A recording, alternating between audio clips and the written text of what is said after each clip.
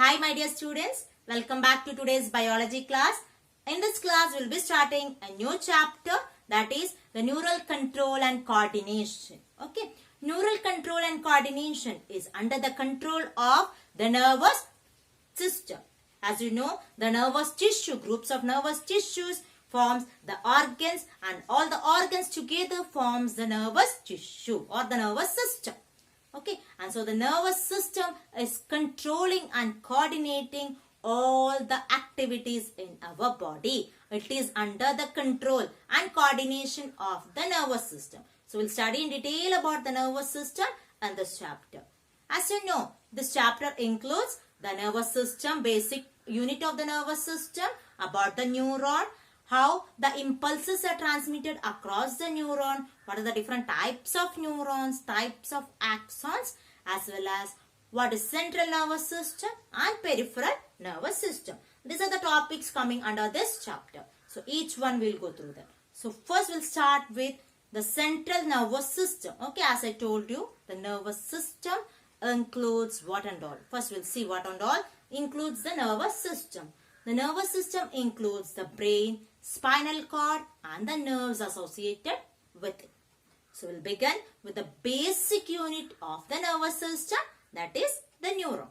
We'll discuss about the basic unit of the nervous system, that is the neuron. You're having a basic idea about the neuron and all from the previous classes onwards. Okay, so we'll study the basic structure of the nervous system, that is the neuron. This is a picture of the neuron. Okay, the neuron is having the important parts like the cell body, axon, axonites, dendrites. These are the common parts which you are familiar. So we'll go in detail about the section. Okay, so this is called as the cell body. This entire structure is called as the cell body, or otherwise it is also known as cyton. That is cyton or cell body.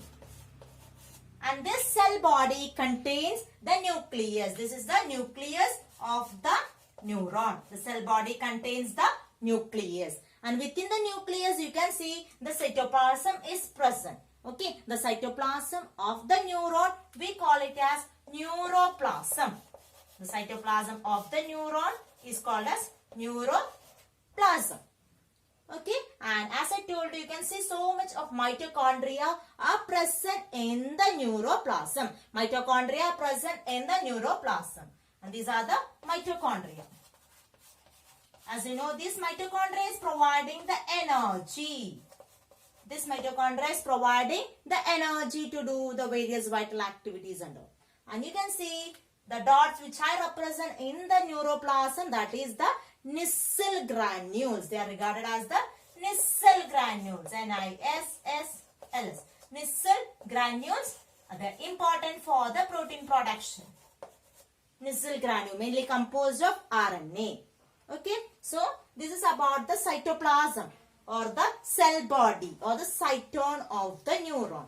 It contains the cytoplasm, that is neuroplasm. It has a nucleus, mitochondria and Nissl granules within it.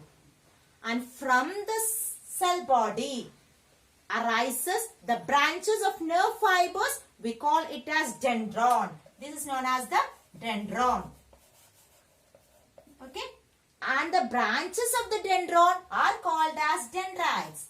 The branches of the dendron are called dendrites. Yes. And these dendrites are receiving the impulses first. They will be receiving the impulses first. And from the cell body arises the longest part, that is called as the axon. All of you may be familiar that the longest part arising from the neuron, that is the branch that is from the cell body, you can see that is the axon. And this axon ends up in axonites, that is the branches of the axon are called as the axonites. Okay, and these axonites end up in an oblong structure, you can see here, and that is known as the synaptic nerve. And this is called as the synaptic nerve, that is axonites end up in synaptic nerve. Is it clear, students?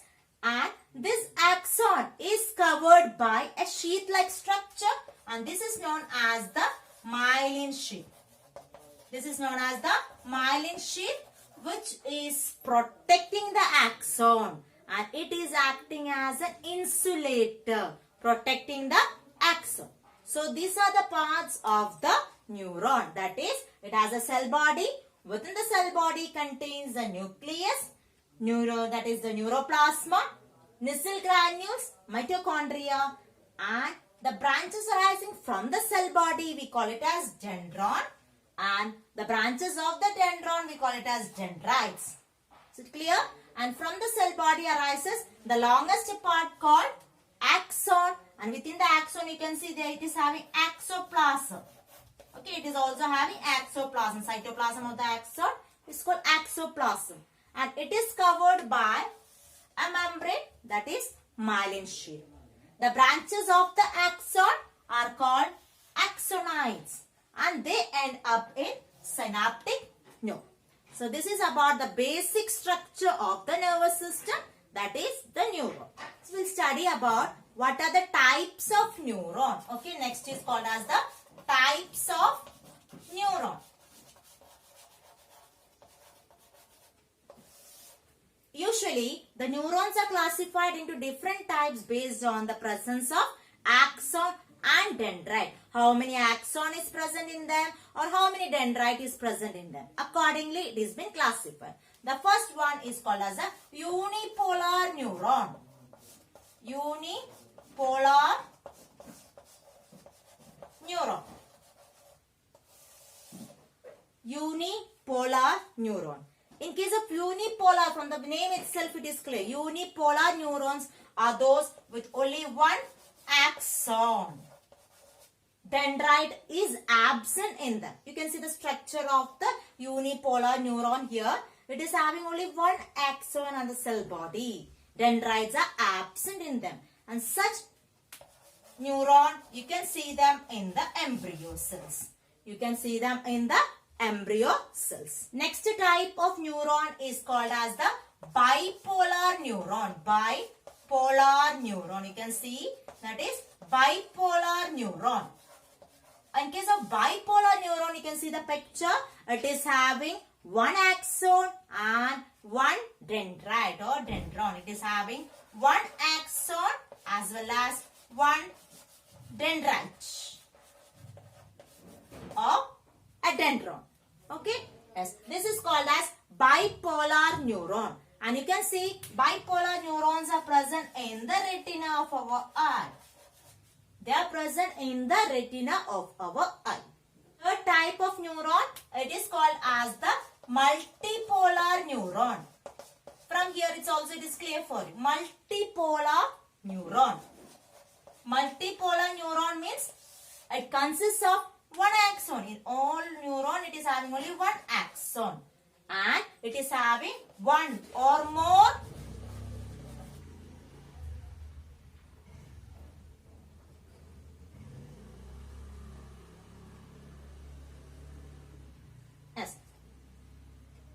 it is having one or more dendrons or dendrites. Okay, and such neurons, you can see them present in the central nervous system. Also, it is present in the peripheral nervous system. Okay, so you can see the picture also. From that, it is clear for you. So these are the types of axon. How many types of axons are present? Types of axon. Okay, usually two types of axons are present. One is called as the myelinated axon. Myelinated, and the other is called as the non-myelinated. The other is called as non-myelinated axon. Clear? Myelinated axon. The first is called myelinated axon, and the second is called as a non-myelinated axon. So first we'll see about myelinated axon. Myelinated axon. Myelinated axon. While teaching about the structure of the neuron, at the time itself I explained you about the different parts of the neuron. Okay, we'll take an example of the neuron. Okay, this is the neuron with the different parts it is having. Okay. Yes. In case of myelinated neurons, okay, in case of myelinated neurons, you can see they are having myelin sheath in them. You can see myelin sheath is present in the neuron. And these myelin sheath are made up of a special type of cells that is known as Schwann cells. They are called as the Schwann cells. So, the myelin sheath is composed of Schwann cells. So, as I told you, myelin sheath, what is the function? It is protecting the axon. And in between the two myelin sheath, you are able to see a gap in between. And they are regarded as nodes of Ranvier.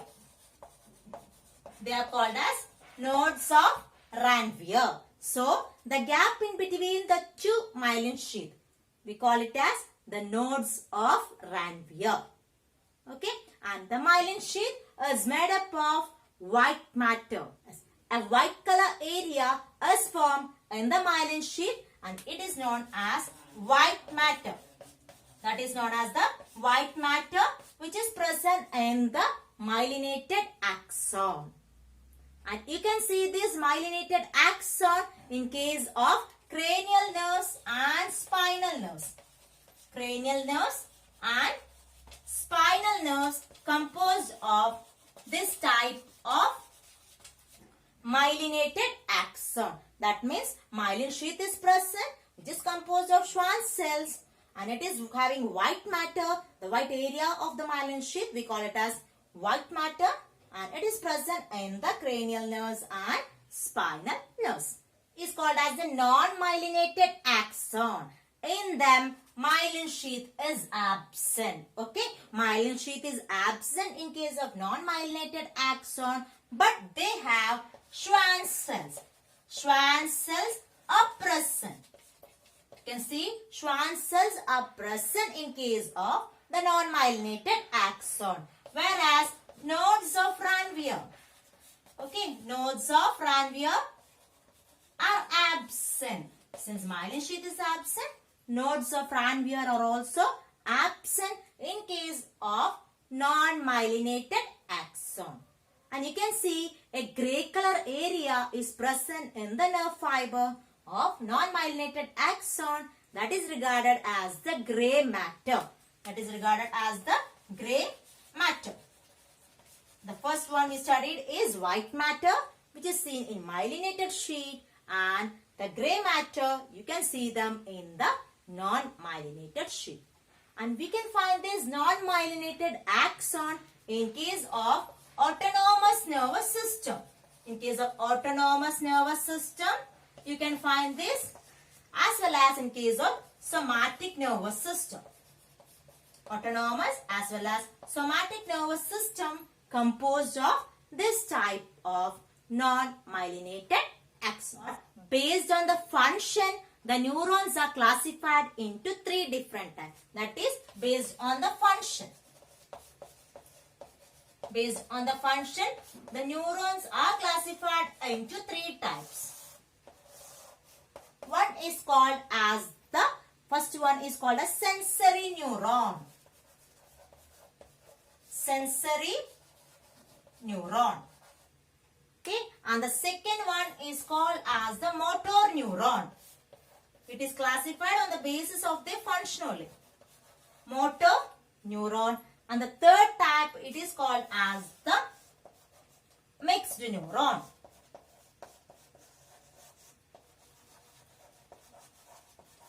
Mixed neuron, that is based on function, sensory neuron, motor neuron and mixed neuron. Sensory neuron. First type of neuron is the sensory neuron. Yes. Sensory neuron is also known as afferent neuron. It is also known as afferent neuron. Okay. And we can see these sensory neurons are present in the central nervous system. And these neurons give the impulses from the sense organs. That is, from the sense organ, the impulses are directed to the central nervous system. case of sensory neuron, from the sense organ, the impulses are directed to the central nervous system. And the next one is motor neuron. Motor neuron, and this motor neuron is also known as efferent neuron. It is also known as efferent neuron, and it gives the impulses from the central nervous system to different organs. To different organs or glands or muscle. Okay, I hope the difference is clear for you. Sensory neuron, sense organ to central nervous system. CNS means central nervous system. Okay, motor neuron from the central nervous system to the different parts or different organs or glands or muscles. Okay, and the next one is called as the mixed neuron.